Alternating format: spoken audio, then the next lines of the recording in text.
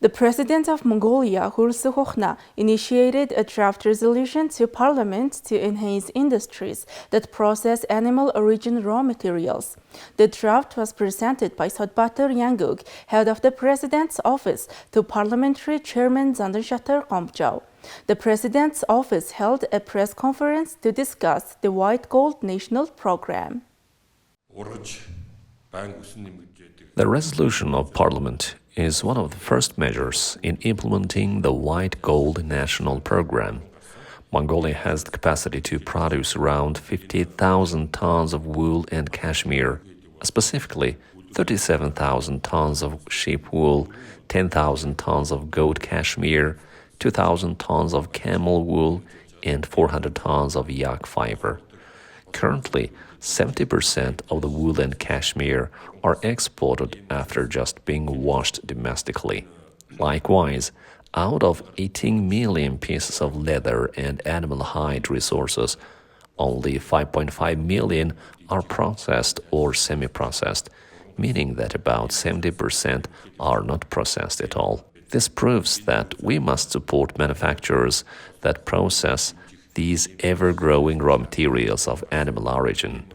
For this reason, the President initiated this draft resolution to Parliament, which comprised of 4 articles.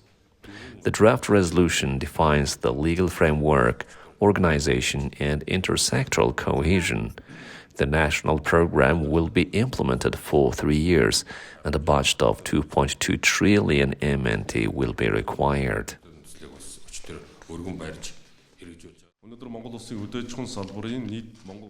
The primary goal of the White Gold National Program is to boost the light industry sector. In other words, it aims to enhance the processing of raw materials, multiply the types of value-added products, and expand overall exports. Currently, agricultural export amounts to about 7% of total exports, of which 95% is cashmere. Of the total cashmere products Mongolia exports, 25% are domestically processed final products, while 70% are just washed and sold abroad. These numbers are unsatisfactory.